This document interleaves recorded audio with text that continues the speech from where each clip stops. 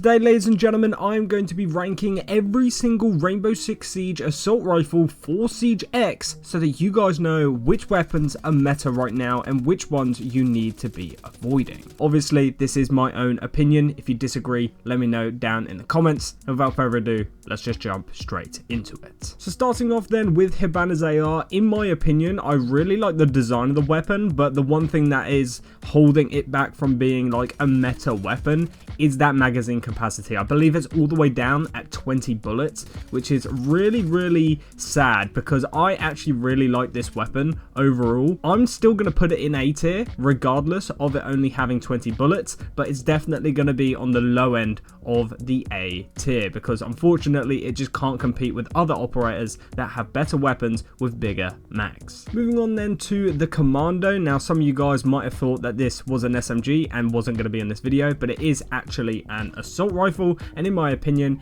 it's just a pretty mid assault rifle. And now it is another one that I do personally enjoy using. I like that it has a unique reload animation, it's not boring and stuff like that. I hope we see more unique animations for reloads in the future, but this weapon is just unfortunately not quite as good as some of the other assault rifles in this video. And to be honest, on the operators like Mozzie who actually have access to it, the P10 Roni sometimes might be a better option. Next up then we have the SC3000K, the very first assault rifle going into S tier. This thing hits like a truck, has a pretty solid magazine, good fire rate. The only downside is it does have a little bit of kick, but it is a good recoil pattern, so you are able to control it once you get used to it. To be honest, it's hard to say anything negative about this weapon. I'm just sad it's not on any other operators right now other than Zero. Next up then we have the latest assault rifle in this video, and it is the one that you can find on Scopus. Now in my opinion it is another pretty average slash okay assault rifle. It doesn't really excel in anything, it's just kind of bang average in my opinion. Kind of reminds me of like the L85 in a way, in the way that it handles and how slow it feels to use, but it is still a very solid assault rifle. Speaking of the L85, that's up next, and that's gonna go in A tier. Now the reason why that's going in A tier and the PBX is not is because in my opinion I think the L85 is just slightly better at everything. I prefer the recoil pattern on it. Maybe it's just because I've been able to use it for years, but in my opinion it's just better and I am able to get more kills with it. After the L85 then we have the AR-33, which I think is actually a underrated weapon. Obviously anyone who plays Thatcher knows this weapon is good. I feel like anyone who plays Sledge prefers the L85, but trust me, the AR-33 is highly slept on. Even on operators like Flores for example, it is a very solid option, and in my opinion it's also going in A tier. And you know what, I'm tempted to put it above the L85 just because of its slightly higher fire rate. Next up then we have the G36, another one that is kind of solid, to be honest. There's nothing really bad to say about it. I'm going to put it at the low end of A tier. It's just kind of an iconic weapon in Siege. It's also available on quite a fair few operators like the L85 and the AR-33. They are widely available, so you're able to use it on a wide variety of operators. Next up then we have the R4C, arguably the most popular assault rifle or weapon in Rainbow Six Siege as a whole, and this is also going up in S tier. This weapon is great for fragging out, it's good for rushing, especially when you're playing Ash, and to be honest it's good when you're playing Ram as well and you're playing a slower playstyle. It's just good all around, nothing negative to say. Good fire rate, good recoil pattern, and a good magazine capacity to back it up as well. Next up then we have the Thermite assault rifle, and this one in my opinion is one that I'm kind of hotly debated on. I know a lot of people love it. I personally don't play Thermite all that often. I prefer to play Ace because of the AK-12, but we'll get to that later on in the video. But the 5.56 is quite a nice weapon. The only problem is it has a slightly lower fire rate, so in my opinion it's going to be going into B tier. Let me know if you agree with all of the rankings so far. Moving on then, we have the F2, and this is another one that is going to split opinions because the Twitch lovers, the F2 lovers, they're going to put this at 1. This is a fan favorite weapon in the game, especially in earlier years of Siege. This was a very meta weapon, but to be honest, nowadays, it's just not as good as people make out. I'm going to put it in A tier. Now, I do think it does deserve to be above the Hibana AR, and now that I'm looking at the Hibana AR, it has to go lower in A tier. I did say it was going to go at the bottom of A tier, I just kind of forgot to move it down there. But the F2, in my opinion, can't go any higher than A tier, and to be honest, if you're new at the game or you can't control recoil, it would probably be in C tier. But just because of those people who can use it, I understand how broken it can be. After the F2 then, we have the AK-12, the next weapon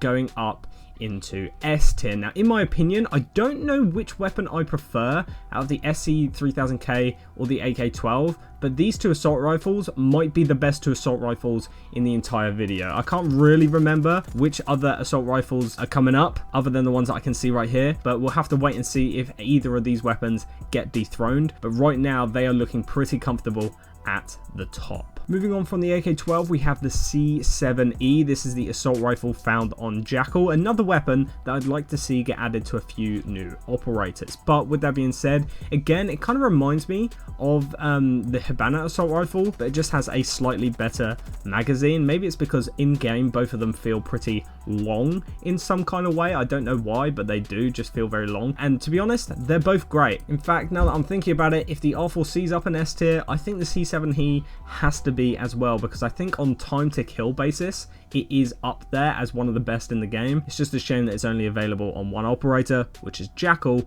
and sometimes Jackal gets banned for no reason. Next up then, we have the Aug. I'm not sure which one this is. I think it's the Aug A3 if I'm not mistaken. It might be the A2, I'm not 100% sure, but in my opinion, this gun is not good. I'm going to put this in C tier just because I genuinely don't even find myself ever using this weapon. I know for a fact it doesn't perform well when you're looking at operators like IQ, for example. She has the G8 LMG. She also has access to the 5.56 Commando, which is just a better weapon as well. So most of the times when this features on an operator's kit, it's usually outshined by a different weapon, so it never really gets used. Speaking of the 5.52 Commando, here it is, which is another operator's weapon, which is going to go up into A tier. This weapon is definitely very close to being meta. If it had a slightly faster fire rate, it would probably be considered the best in the game, I'm not gonna lie. But with that being said, it does have a reasonably slow fire rate, so yeah, it's kind of hit or miss really. After that then, we have Jaeger's Carbine. Now, another interesting one. If this was back in the OG Siege when it had ACOG and it was kind of meta, it was one of the best guns in the game.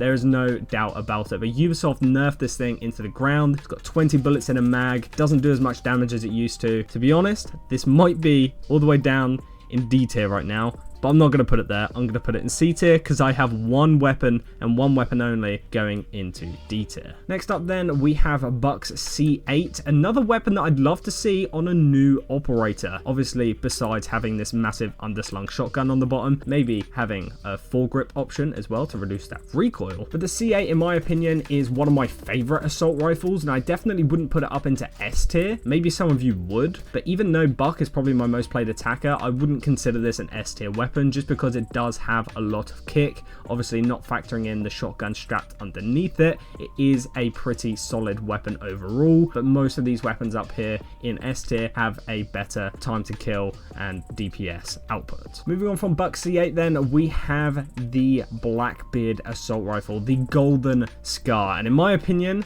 this weapon is either low end of C tier or it might even creep into D tier. This weapon has a very slow fire rate, very small magazine. The only added benefit now is that Blackbeard actually has a shield, so he's kind of more of a support role than he was before. With that being said though, you still need to frag out with Blackbeard because his primary weapon is still attached to his shield, and it's just kind of a shame that this weapon isn't any better. But I think if they did buff this weapon, Blackbeard would become overpowered, even more so than he already is. Now, the other weapon narrowly missing out on D tier is the POF9. This thing, even though it has a massive magazine, it does not compensate for the random recoil pattern, the massive amounts of recoil as well. And to be honest, it's only available on Sens, and I wouldn't want to see it come to another operator. This is one of the worst assault rifles in the game. I think Ubisoft really need to think about reducing the recoil overall on this weapon, and then maybe Sens would start getting picked a little bit more often. But the POF9 is a weapon that I was really excited to see when it first dropped, and then after like 2 or 3 seasons,